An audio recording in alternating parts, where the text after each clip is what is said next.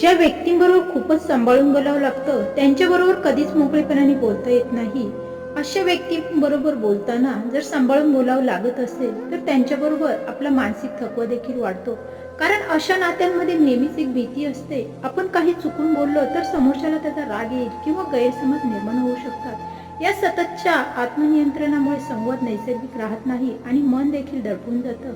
मानसशास्त्र सांगतं की जर एखाद्या बरोबर मनमोकळेपणाने बोलता येत नसेल तर त्या नात्याची उंची ही नेहमीच कमी असते. मोकळा संवाद मानसिक आरोग्यासाठी अत्यंत आवश्यक असतो. कायम सावध राहण्याची सवय आत्मविश्वास घटू शकते आणि व्यक्तिमत्व देखील दडपून टाकू शकते. अशा वेळी स्वतःच्या भावना दडपण्याऐवजी त्या व्यक्तीबरोबर थोडं मानसिक अंतर ठेवणं अधिक आवश्यक ठरतं. कारण जिथे मोकळेपणाने व्यक्त होता येत नाही तिथे आपले विचार भावना आणि अस्तित्व हळूहळू हरवलं जातं. स्वतःसाठी सुरक्षित समजून घेणारी मानसिक